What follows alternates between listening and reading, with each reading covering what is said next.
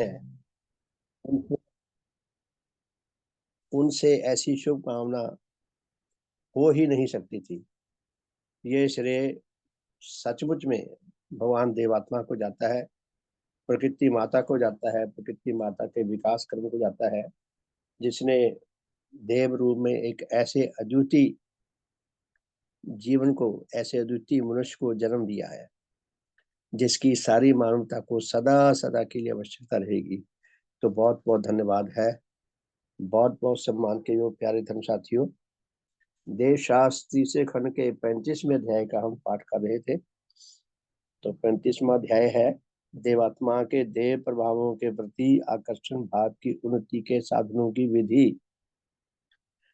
35वें अध्याय से पहले 34 अध्याय में आत्मा की धर्म की ओर यात्रा करने का इतिहास दिया गया है, उसकी जानकारी दी गई है कि कोई जन जब गर्भावस्था में होता है, जब वो धरा पर जन्म लेता है, अगर वो जन्मजात उच्च भाव लेकर आया है, उच्च गुण लेकर आया है, यदि उसका अनुकूल हालात मिलते जाते हैं, तो वो नन्हा आत्मा धर्म मार्ग पर आगे बढ़ने के लिए किस किस प्रोसेस में से, किस किस पड़ाव में से गुजरता गुजरता कहाँ तक पहुंच जाता है। वो यहाँ तक पहुंच जाता है कि भगवान देवात्मा के देव प्रभावों के प्रति उसके अंदर आकर्षण जाग जाता है।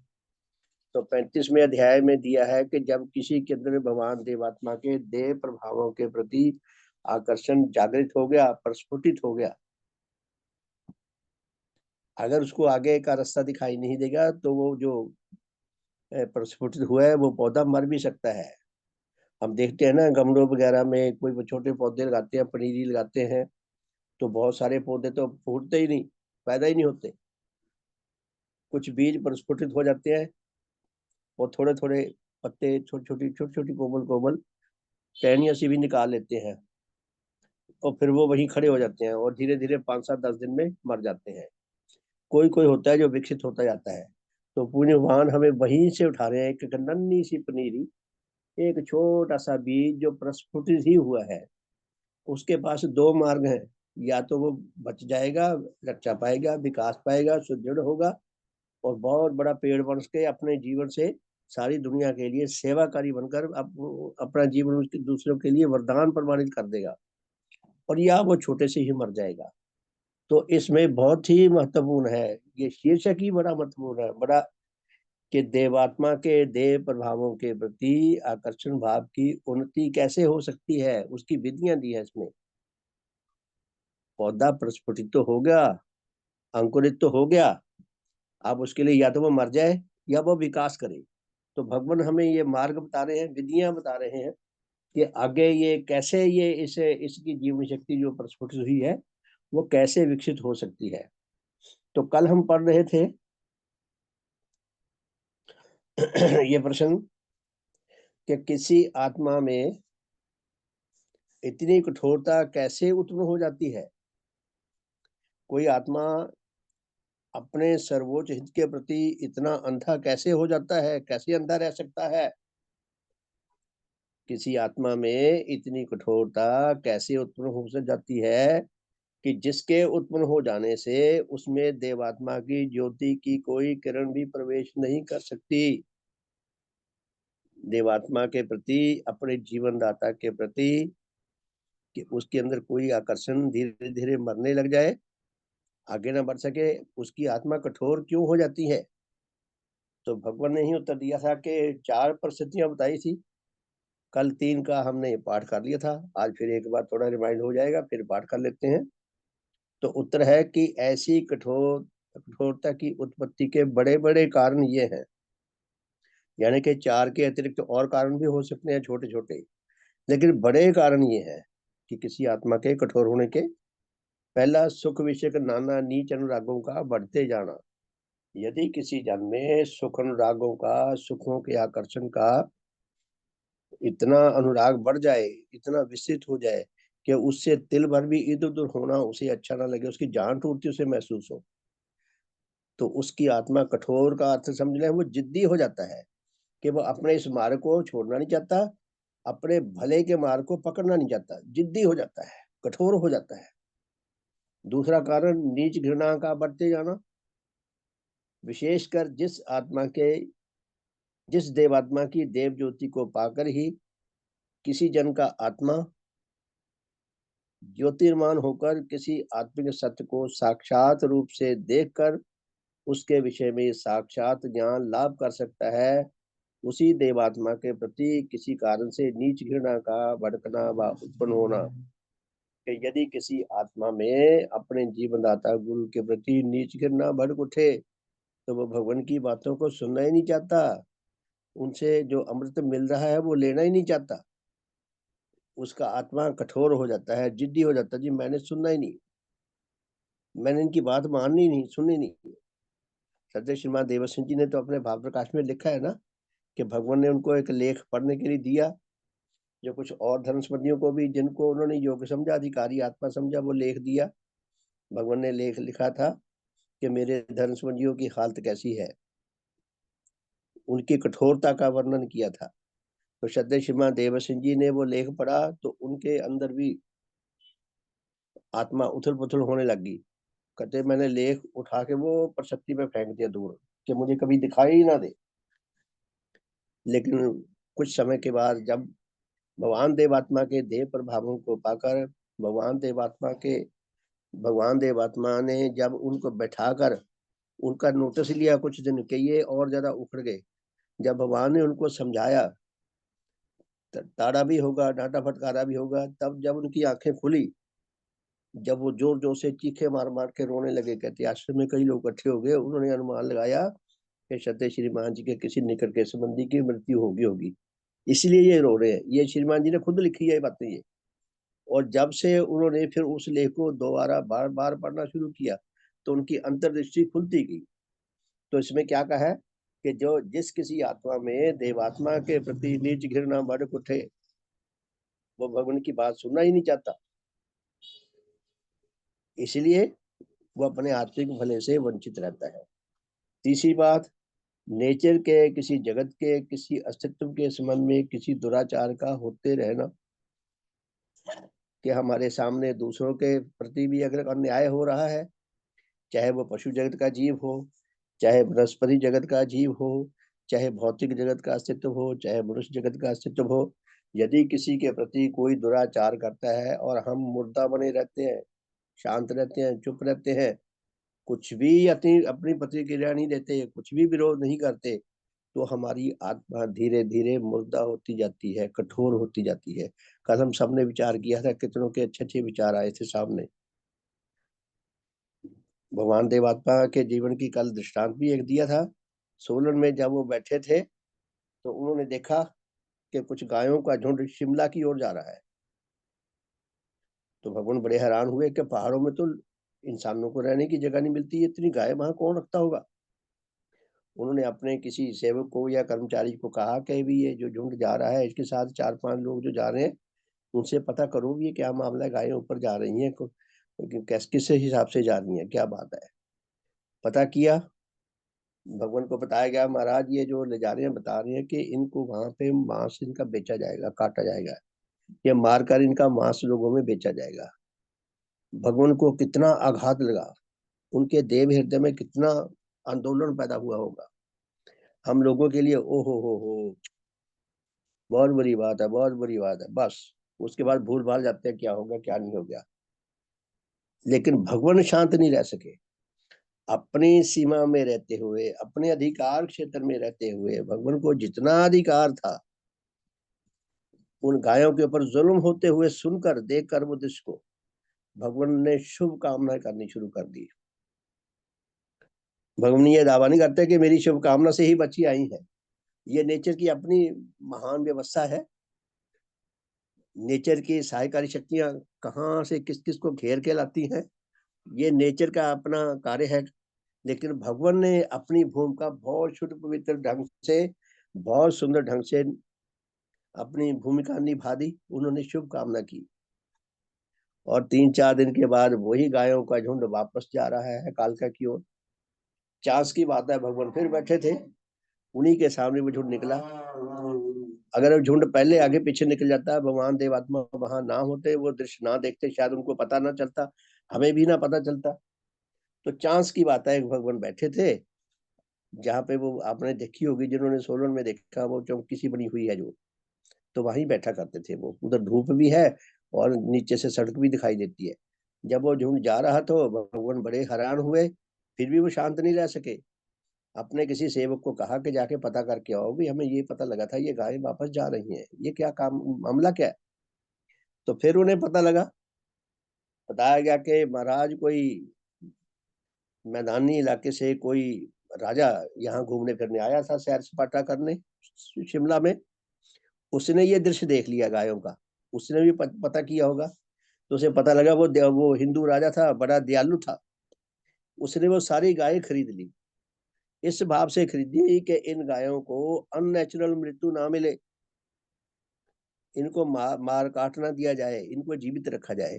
तो उसने अपने राज्य में भेज दी, कहा कि ये अपनी जो इनकी नेचुरल डेथ है जब उनकी होगी तब जाएगी।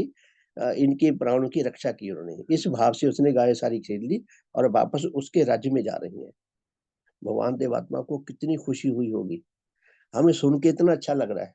हम कल्पना करें, जिनकी शुभ कामनाओं के दम पर हम ये कह सकते हैं कि भगवान के देव हृदय से कैसी कैसी बलवान, कैसी प्रबल शुभ कामनाएं निकली होंगी कि आसमान का सीना चीर कर वहां से नेचर की सहायकारी शक्तियों ने आकर सहायता की और गायें बच गई। तो भगवान ने क्या कहा है, तो ये ऐसी दो चार जो हमने कल बातें विचार किया, उससे बात समझ आ रही है। भगवान क्या कहते हैं कि यदि कहीं जुल्म हो रहा है और हमें दिखाई दे रहा है, जो हमारा संवैधानिक अधिकार है, जो हमारा नैतिक अधिकार है, जो इंसान होने के नाता हमारा अधिकार है, जो हमारा आध्यात्मिक अधिकार है, उसके अनुसार हम अपनी भूमिका निभाएं, उस बुरी अवस्था को रोकने के लिए, उसको बदलने के लिए शुभ कामना की। तो शुभ कामना का परिणाम कितना सुंदर दृष्टांत है।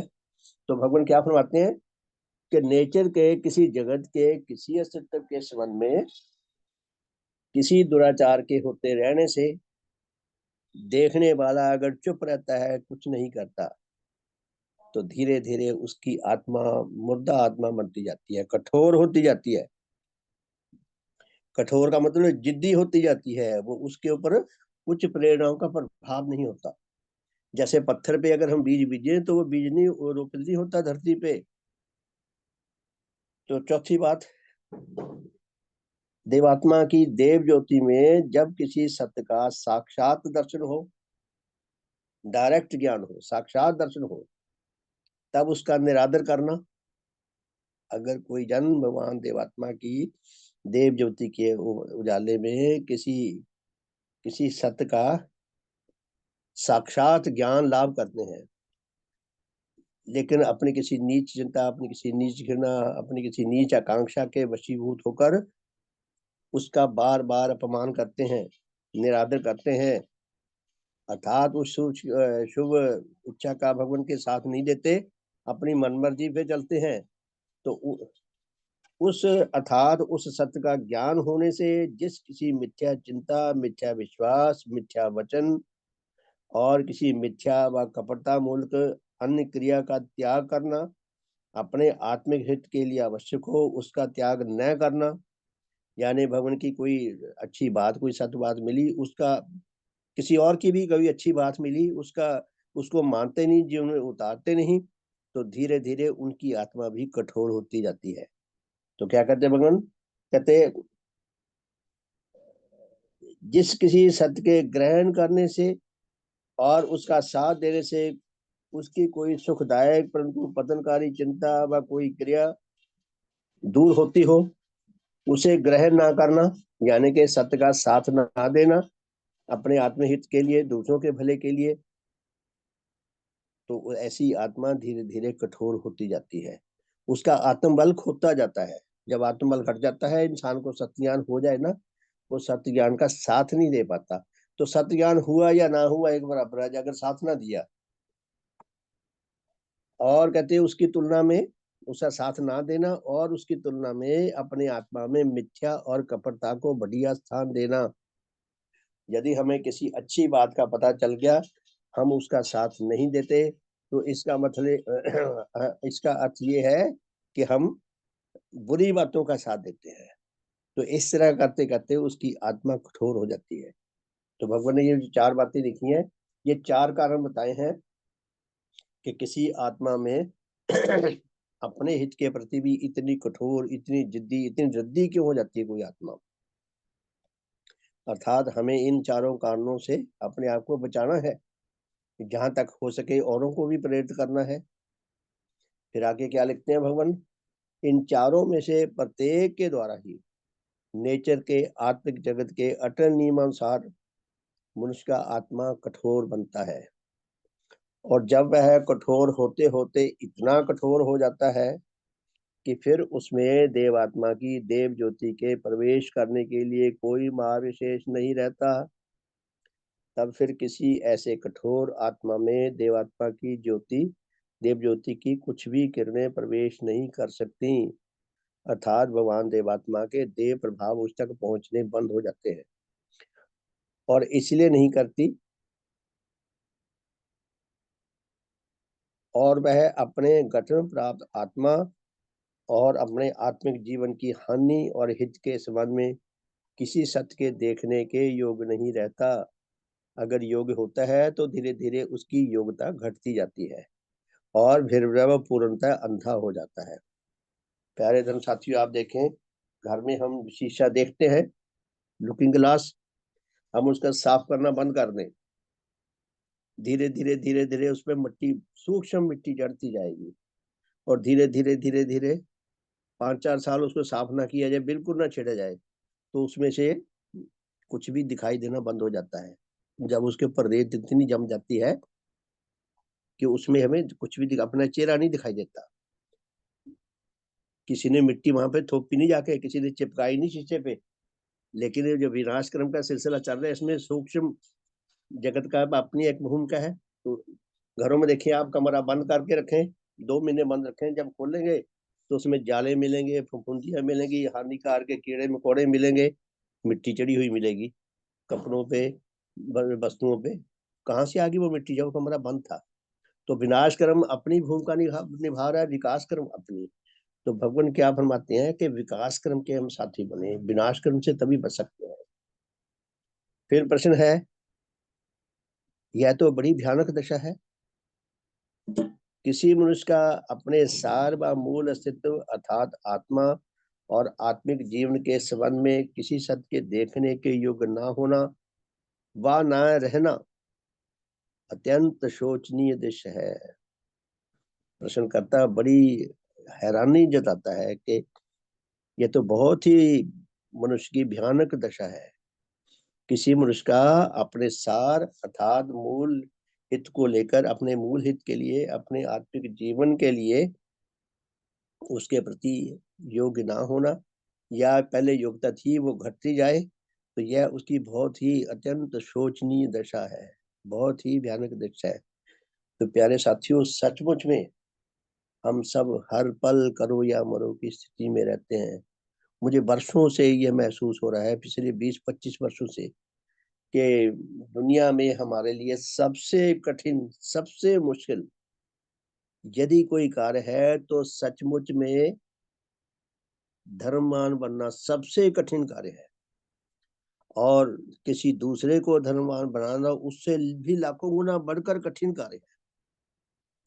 और ये जितना हमारे लिए परमावश्यक कार्य है, जितना हमारे लिए हितकर कार्य है, जितना हमारे लिए सुखकर कार्य है, जितना हमारे परिजनों के लिए हितकर कार्य है, सारे विश्व के लिए जितना हितकर कार्य है, जितना जरूरी कार्य है, उतना ही कठिन भी कार्य है। इस कार्य को ना हम करे बिना रह सकते हैं, ना हमारे से हो रहा है।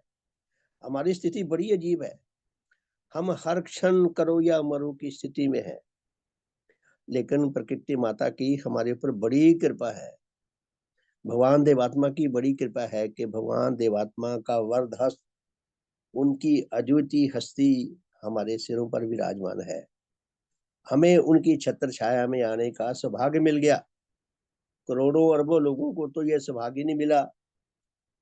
करोड़ों अरबों लोगों ने देवात्मा शब्द भी नहीं सुना।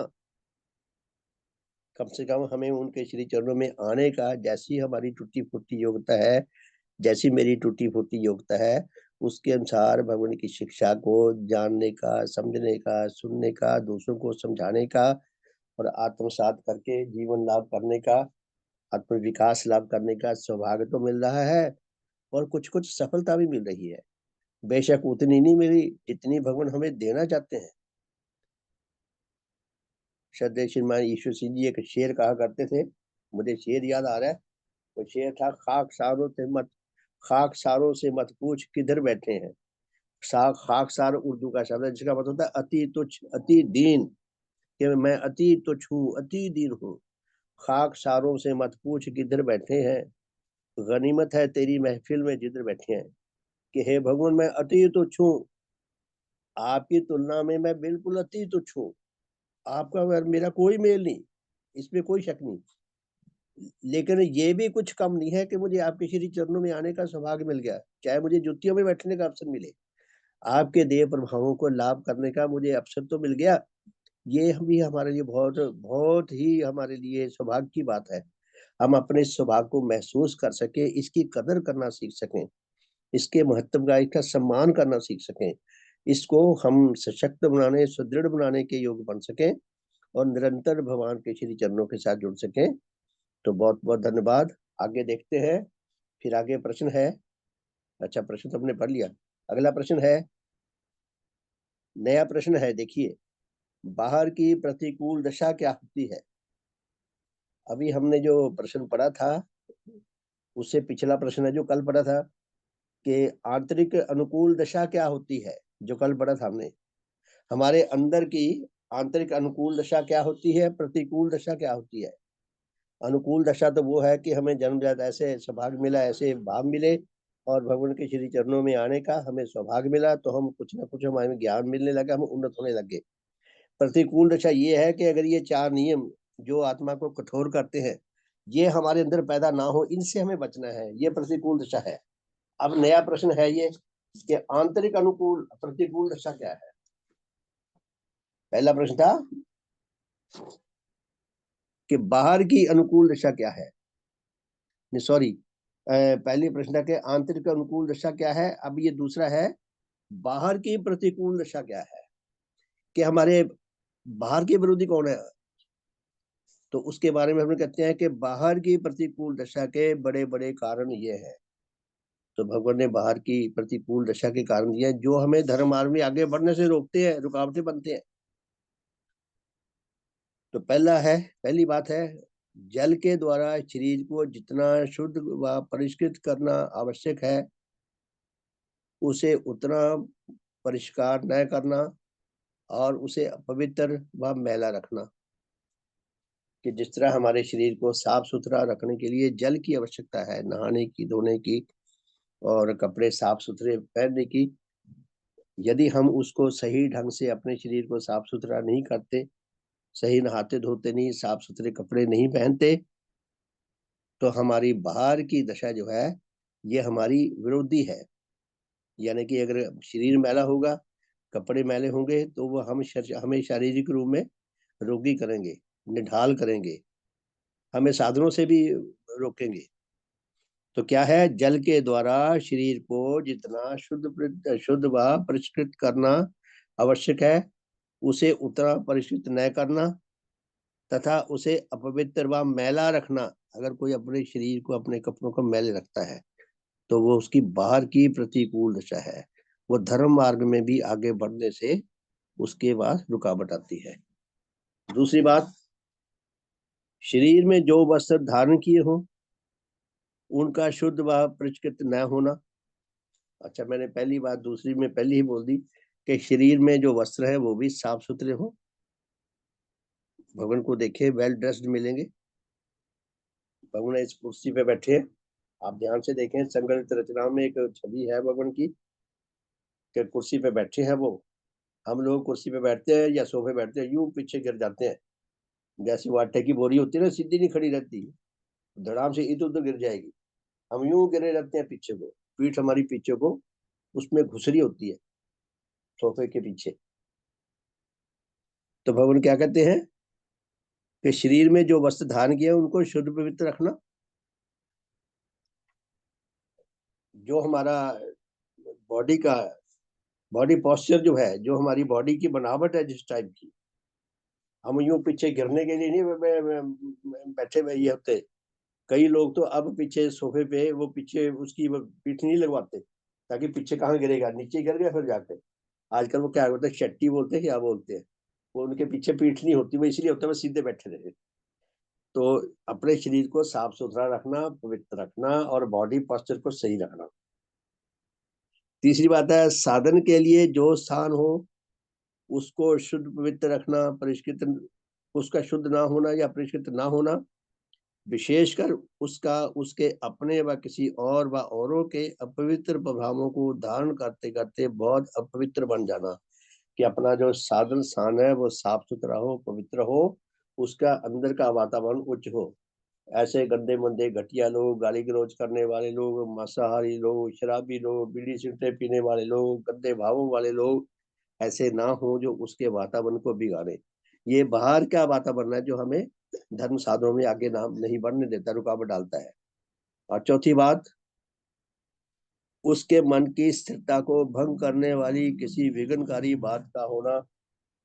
कि जब कोई साधन हम कर रहे हैं, कोई लाउड स्पीकर चल रहा है, कोई डीजे बज रहा है, कोई गाड़ियों के खड़खड़ की आवाजें आ रही हैं, कुछ और आ रही हैं, तो ये भी हमारे साधनों में खलल डालती हैं, रुकावट डालती हैं।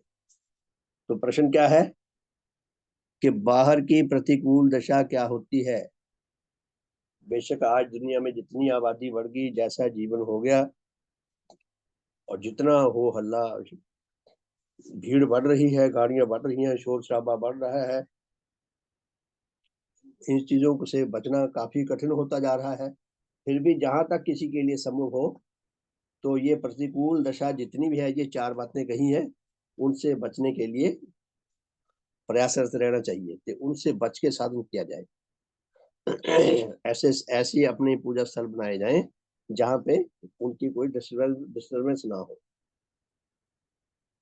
उसके बाद फिर प्रश्न है, यदि किसी साधक की अपनी आंतरिक दशा भी अच्छी हो, कोई साधन करने वाले की अंदर की दिल की अवस्था अच्छी हो, और उसे बाहर की भी अनुकूल दशा प्राप्त हो, बाहर से भी उसके साधन में कोई डिस्टर्बेंस पैदा ना होती हो, और वह अपने साधन स्थान में बैठकर देवात्मा को की देव ज्योति के पाने की कुछ ना कुछ योग्यता भी रखता हो,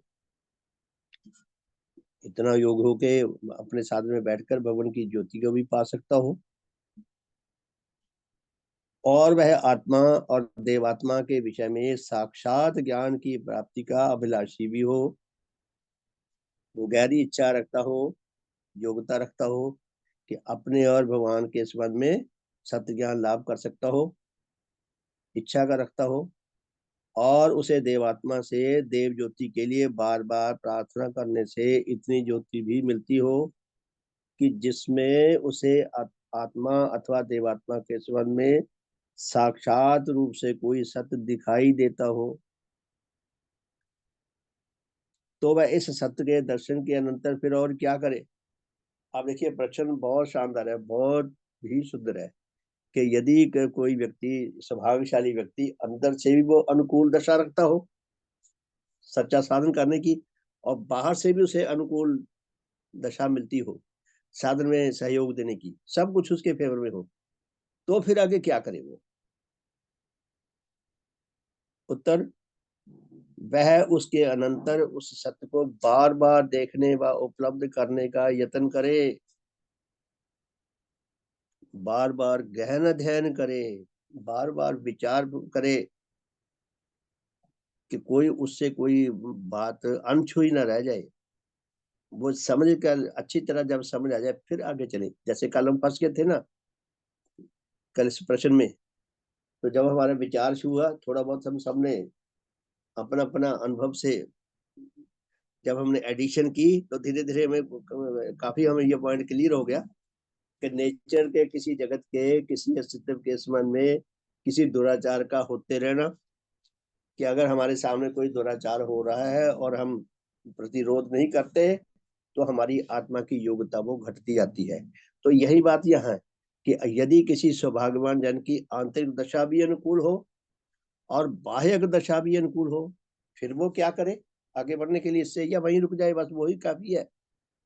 तो क्या कहते हैं भगवान, मैं दोबारा पढ़ रहा हूँ, कि वह उसके अनंतर उस सत्य को बार बार देखने व उपलब्ध करने का यत्न करे, उस बात को बार बार अध्ययन करने का, बार बार विचार करने का, बार बार दूसरों से डिस्कस करने का, जिसको पता हो बार बार उसके अनुभवों से परिचित होने का प्रयास करे, डिस्कशन करने का प्रयास करे, विचार विमर्श करे, अपना प्रश्न उठाए, अपनी शंका उठाए, उसको समझने का कोशिश करे, उससे ना समझाए तो किसी और से पूछे। फिर प्रश्न है कि ऐसा करने से लाभ क्या होगा। फिर उत्तर है, इस साधन से जहां एक और उसके सम्मुख वह सत्य जैसे अधिक से अधिक उज्जवल रूप में दिखाई देने लगेगा, वहां दूसरी ओर वह उसके धारणा के पट में धीरे धीरे अधिक से अधिक गहराई में अंकित होता जाएगा और वह आवश्यकता के समय में उसे शीघ्र स्मरण कर सकेगा। तो यदि कोई इतना गहराई से किसी विषय को समझने के लिए प्रयत्नशील होता है, तो धीरे धीरे उसके आगे स्थिति स्पष्ट होती जाती है, गहरी होती जाती है, उसके अंतर मन में उसकी एक छवि बनती जाती है। बार बार प्रयास करते रहने से उसकी छवि जो है वो सुदृढ़ होती जाती है, स्थायी होती जाती है। फिर उसको याद करना भी एक क्षण में याद आ जाती है। अगर किसी बात के साथ उसको रेफरेंस के तौर पे उसको कहीं बताना पड़े तो उसको स्पष्ट होती जाती है। फिर प्रश्न है, प्यारे साथियों, अभी हम ये पहले बार देव शास्त्र पढ़ रहे हैं। जब ये कंप्लीट हो गया फिर इसको हम कोशिश करेंगे पुनः शुरू करें, और फिर हमारा अध्ययन और भी सुंदर रूप से और भी विकसित होगा। भगवान यही शायद स्पष्ट करना चाहते हैं। जब हम इसको दोबारा पढ़ेंगे ना शुरू से, और फिर कॉपी में भी लिखेंगे, मैं भी लिखा करूंगा जब पढ़ा ना, तो जब एक लेसन पूरा होगा तो कॉपी में उसका मैंने जिस संक्षेप में लिखना है कि इससे मुझे क्या समझाया भगवान, इससे क्या स्पष्ट कर रहे हैं, तो हमें और ज्यादा हमारी ज्ञान चक्षु खुलेंगे और हमारी हार्दिक शक्तियां खुलेंगी। तो फिर प्रश्न है कि इसके भिन्न इस विषय में वह और क्या साधन करे। ये तो विचार का साधन हो गया। तो फिर कहा कि और क्या साधन करे इसके विषय में, यानी कि भगवान देवात्मा के प्रति अपने श्रद्धा को बढ़ाने के लिए और क्या विधि अपनाए जो श्रद्धा और बढ़े। उत्तर है, वह यदि किसी ऐसे विषय में विचार करने की यथेष्ट शक्ति रखता हो और वह यह भी जानता हो कि नेचर की जिन जिन घटनाओं के द्वारा उसके उस उपलब्ध किए हुए सत्य की पोषकता होती हो, उन उन घटनाओं व दृष्टांतों के दृश्य भी उसके सम्मुख प्रकट हों, तो वह इसके लिए एक और देवात्मा से उनकी देव ज्योति के और अधिक मिलने के लिए एकांत चित्त से प्रार्थना करे, और दूसरी ओर नेचर से योग करके अपने बार बार के विचार के द्वारा उस सत्य की पोषकता के संबंध में उसकी नाना घटनाओं को अपने सम्मुख लाने की चेष्टा करे कि जो उसकी योग्यता के अनुसार उसके सम्मुख आ सकती हो, और यदि वह उस समय उसके सम्मुख भली भांति प्रकट न हो तो अगले दिन और इसी प्रकार उसके अनंतर भी वह उनके संबंध में अपने विचार के साधन को उसी प्रकार से जारी रखे जब तक उनके विषय में उसे साक्षात सत्य ज्ञान प्राप्त न हो जाए। अर्थात भगवान ये फरमाना चाहते हैं, ये कहना चाहते हैं कि किसी विषय का जब हमें ज्यादा क्लियर ना हो तो उसके लिए जहां तक हमारे लिए संभव हो उसके मर्म को समझने के लिए हम अधिक से अधिक प्रयास करते रहें। कोई बात ना समझ आती हो तो 2-4 दिन छोड़ सकते हैं। 2-4 दिन छोड़ने के बाद जब हम उसको फिर पढ़ेंगे तो हमें कुछ ना कुछ और नई बात समझ आएगी।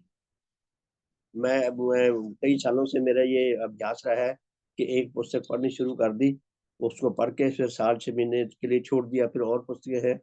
जब उसको फिर दोबारा पढ़ेंगे तो जो पहले हमने पढ़ी हुई है कुछ तो वो मेमोरी साथ दे रही है, और कुछ उसके अंदर और नई नई उसके अंदर नए ज्ञान का उसके अंदर क्या कहते हैं बढ़ोतरी होती है।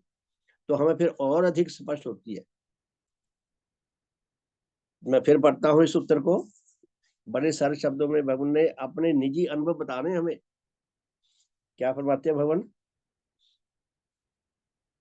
यदि किसी ऐसे विषय में विचार करने की यथेष्ट कोई जन यदि किसी विषय में ऐसे विचार करने की यथेष्ट शक्ति रखता हो, अर्थात विशेष योग्यता रखता हो, उचित मात्रा में ऐसी योग्यता रखता हो किसी विषय को समझने की, और यदि वह यह भी जानता हो कि नेचर की जिन जिन घटनाओं के द्वारा उसके उस उपलब्ध किए हुए सत्य की पोषकता होती हो, अगर उसे कुछ ऐसे दृष्टांत उसके सामने आते हो नेचर के घटनाओं के, जिनके द्वारा उसने जो यही पठन किया है उसमें उनकी साक्षी मिलती हो, और उन उन घटनाओं व दृष्टांतों के दृश्य भी उसके सम्मुख प्रकट हो, नए नए दृष्टांत उसके सामने आए मेमोरी में, तो वह इसके लिए एक और देवात्मा से उनकी देव ज्योति के और अधिक मिलने के लिए एकांत चित्त से प्रार्थना करे।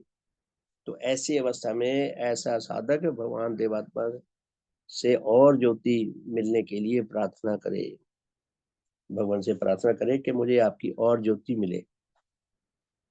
और दूसरी ओर नेचर से योग करके अपने बार बार के विचार के द्वारा उस सत्य की पोषकता के संबंध में उसकी उन नाना घटनाओं को अपने सम्मुख लाने की चेष्टा करे कि जो उसकी योग्यता के अनुसार उसके सम्मुख आ सकती हो, कि जो जिस विषय पर वो विचार कर रहा है उससे जुड़ी हुई और घटनाएं भी फिर सामने आने लग जाती हैं, उन पर भी विचार करे, उनको जोड़कर देखे।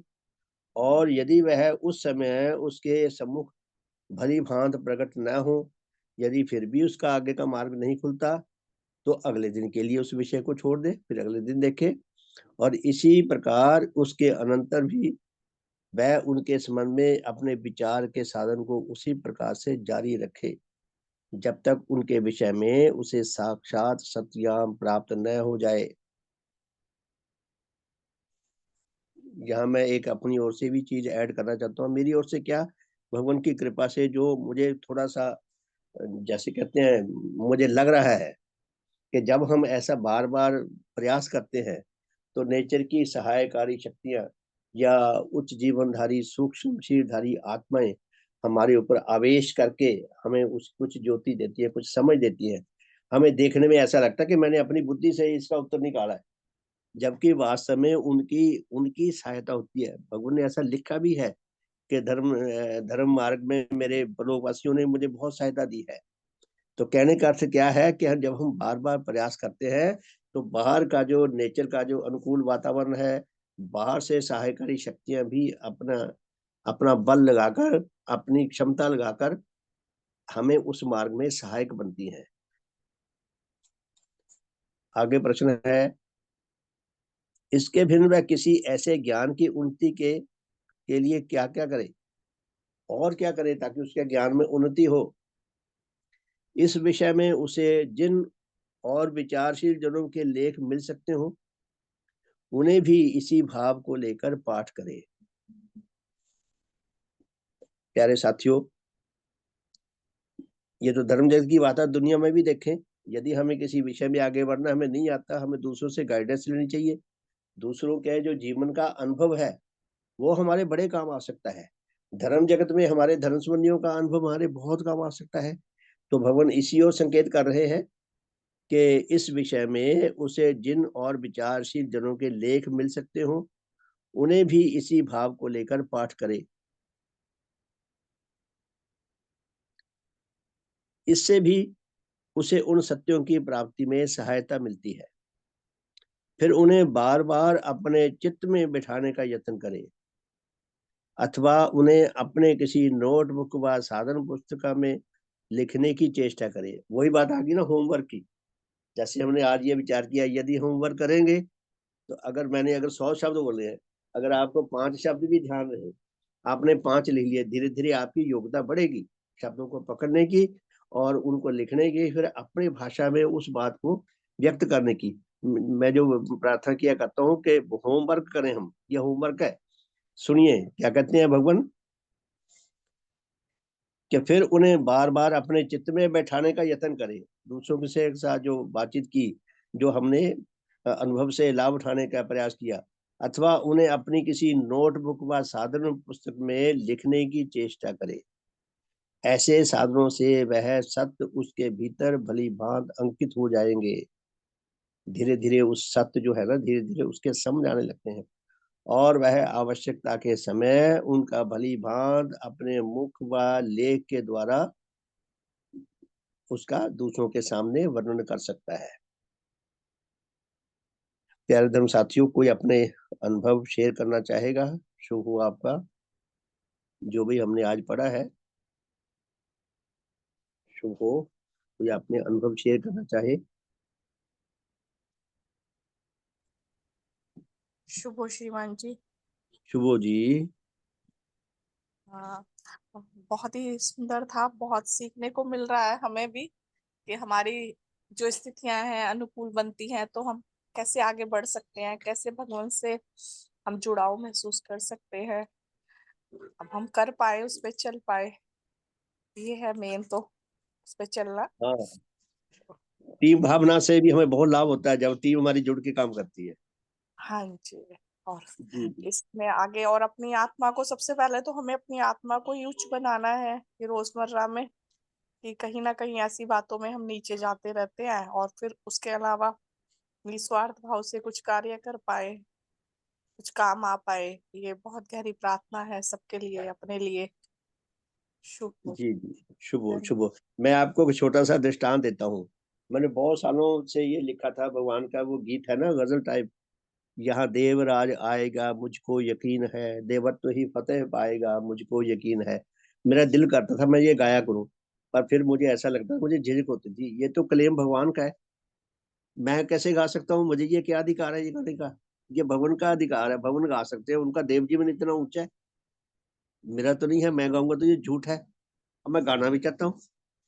तो मैंने विचार करता रहा, विचार करके मैंने लिखा, यहाँ देवराज आएगा गुरु को यकीन है। आपने देखा, आपके सबके नोटिस में आया। तो फिर अंजू बहन जी ने, अंजू सचदेवा जी ने ये गीत पढ़ के उन्होंने सलाह दी। अगर ये गीत उन शब्दों में ना आता, शायद वो भी ना सलाह दे पाती। उन्होंने लिखा, ऐसे लिखो, यहाँ देवराज आएगा, मुझको यकीन हो।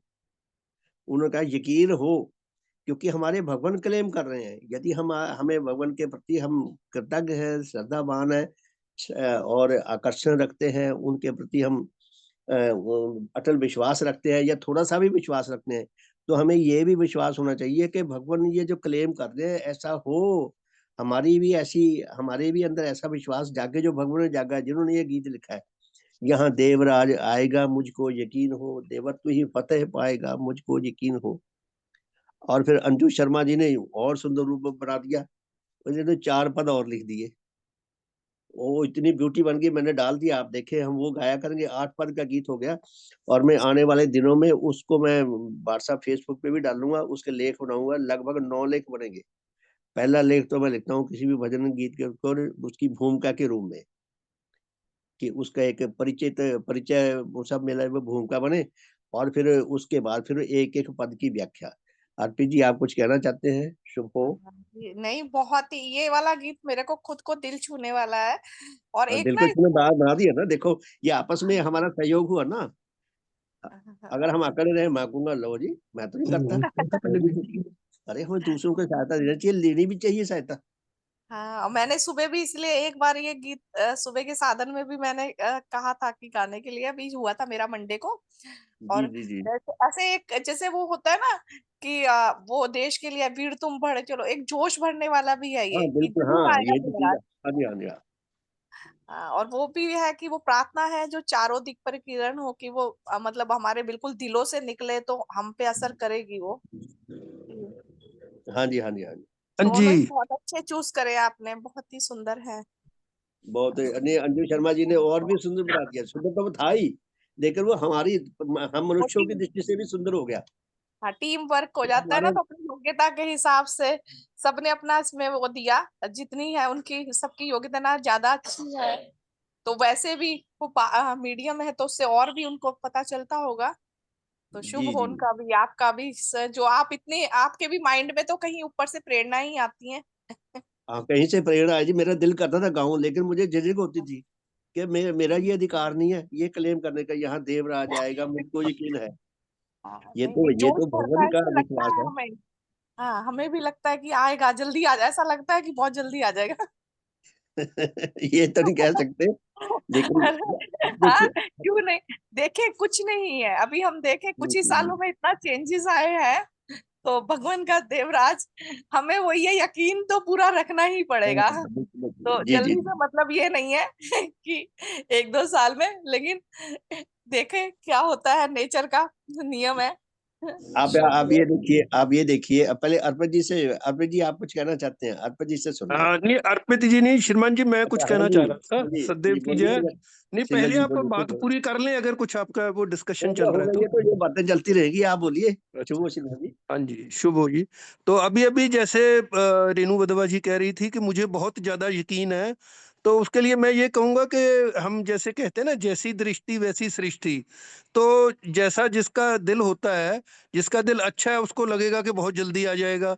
तो जो पेसिमिस्टिक है उसको लगेगा नहीं, अभी तो देखो इतना दुनिया में इतना पाप है, इतनी वो है, जितनी घटनाएं रोज की अखबारों में नेगेटिव पढ़ते हैं, तो लगेगा नहीं अभी तो बहुत टाइम लगेगा। तो वो मैं सिर्फ उसमें तो ऐड करना चाह रहा था। अच्छा, जी दूसरा जी जो आज का जो आपने किया, कि जैसे परम पूज्य भगवान देवात्मा की कुछ ज्योति हमें मिलती है और कुछ कोई सत्य दिखाई देता है, तो उसके लिए लिखा है कि फिर उसको बार बार उपलब्ध करें, बार बार पढ़ें, फिर उसको वो करें, सत्य घटनाओं के साथ कोरिलेट करें, ताकि वो उसकी जो हमारी ज्ञान है उसकी रीइंफोर्समेंट मतलब और पक्का हो जाता है, और हाँ, और हमें और कुशलता आगे। मिले उसे। जैसे जैसे हम आगे बढ़ते हैं, जैसे किसी पहाड़ पर चढ़ते हैं तो एक पर चढ़ते हैं, फिर आगे और चोटियां दिखाई देती हैं, फिर वहां चढ़ते हैं, फिर और चोटियां दिखाई देती हैं। तो उस संदर्भ में मैं ये कहना चाह रहा था कि जैसे हमें ये सत्य उपलब्ध हो जाए कि आत्मा सत्य है, मतलब अस्तित्व में हमारे, और सार है, और आत्मा ही मुख्य है, गौण, और शरीर हमारा गौण है। तो अगर ये सत्य उपलब्ध हो जाए तो बार बार पढ़ने से, इसमें जैसे कंसंट्रेट करते हैं, फिर हम बाहर की जो नेचर की घटनाएं हैं, तो उन आदमियों के बारे में स्टडी करें कि जिन्होंने आत्मा को मुख्य नहीं समझा और शरीर को मुख्य समझा, और तो उनके साथ उनका हशर क्या हुआ। तो उनका क्या हुआ, जिन्होंने आत्मा को मुख्य समझा, शरीर को गौण समझा, और आत्मा की रक्षा और विकास के लिए शरीर को एक साधन के रूप में यूज किया, जिन्होंने, जैसे हम बायोग्राफी पढ़ सकते हैं इवन बाहर के लोगों की भी, तो उनका क्या हशर हुआ। तो अगर उनके हम एंड रिजल्ट को देखते हैं तो हमें बिल्कुल क्लियर हो जाएगा कि जिन जिनने भी, चाहे वो कोई देव समाज में रहे हों या बाहर के भी, उनको भी ज्योति मिली या अपने नेचर से, या किसी और उनकी कहीं से उनको प्रोत्साहन मिला, उनको कोई बायोग्राफीज और उन्होंने अच्छे आदमियों की पढ़ी, उनको ये ज्ञान हुआ। तो जिन्होंने इस प्रिंसिपल को फॉलो किया कि आत्मा को मुख्य समझ के चले, और संसारिक चीजों और बाकी अपनी शरीर और अपनी धन दौलत और जो उनकी दूसरी पोजेशंस थी उनको सेकेंडरी समझा, और उसको औजार की तरह आत्मा की रक्षा और विकास के लिए यूज किया, तो उनका हम देखेंगे कि हैप्पी एंडिंग ही हुआ। हैप्पी एंडिंग मीन्स वो अपना परलोक गमन भी शांति से, सुख से, और अपने जीवन को विकास करके गए, दूसरों को प्रोत्साहन देके गए। और जिन्होंने उल्टा वो फॉलो किया रास्ता, कि शरीर को ही उन्होंने अपना मुख्य समझा, और बाकी जितनी उनकी पोजेशंस थी उनके साथ वो चिपके रहे, तो उनका क्या हशर हुआ। तो इस तरह कोरिलेट करने से घटनाओं के साथ और हमारा विश्वास और धीरे धीरे दृढ़ होता जाता है। तो मैं जी जी जी। सिर्फ ये घटना। बहुत सुंदर है, बहुत सुंदर, बहुत बहुत धन्यवाद। मुझे भी, मैं सीमा जी अपने जीवन से मैं इसका वो उदाहरण दे सकता हूँ कि मुझे अपने डिपार्टमेंट में, जब मैं जॉब में था, तो जॉब में मुझे परेशानी तो बहुत हुई जॉब में अपने। पीछे से बंद हो गया उसका, उनको ही बंद हो गया।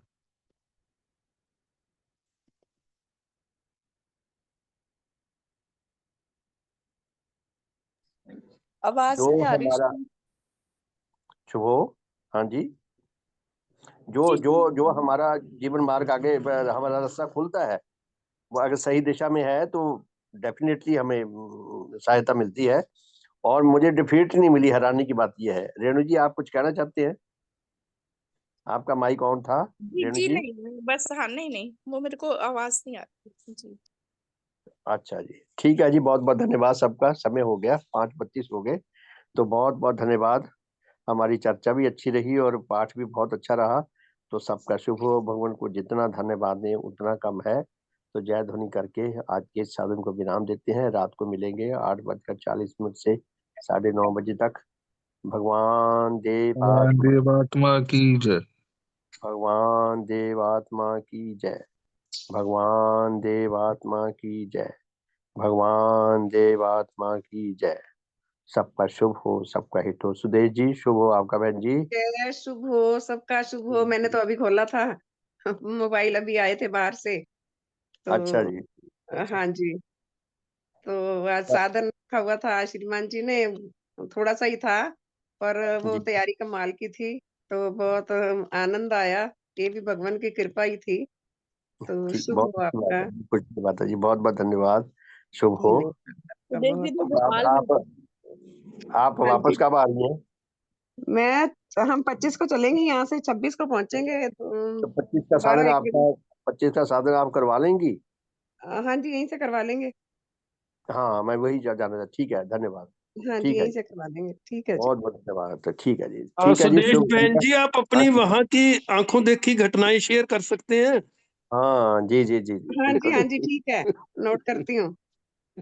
फोटो भी शेयर करना उसमें ग्रुप हाँ, में। ठीक है, वो तो श्रीमान जी के पास होंगी फोटो। तो बहुत अच्छा लगा आज का जो गए थे ना, सुनीता जी, एक फैमिली आई थी ना उनकी, तो उनके ही घर में गए थे, तो बहुत अच्छा प्रबंध कर रखा था उन्होंने। इतनी खुश हुई वो, इतनी खुश हुई, बस लास्ट टाइम तक वो हंसती रही और धन्यवाद ही देती रह गई। अब बहुत कमाल का अच्छी, दृश्य था, खुशी की बात, कमाल का खुशी की दृश्य। बात, बहुत ही हाँ खुशी की बात है जी। हाँ, बहुत फिर बहुत बताऊंगी धन्यवाद। आपको, मैं साधन में बताऊंगी फिर आपको। ठीक है, ठीक है जी, धन्यवाद। ठीक है जी, बहुत बहुत धन्यवाद। सबका शुभ हो। शुभ हो। भगवान देवात्मा की परमात्मा जय, की जय। भगवान भगवान देवात्मा की देवात्मा जय, की जय। भगवान भगवान देवात्मा, देवात्मा की जय। भगवान भगवान देवात्मा की देवात्मा जय। की जय। शुभ संध्या जी, बहुत बहुत धन्यवाद सबका।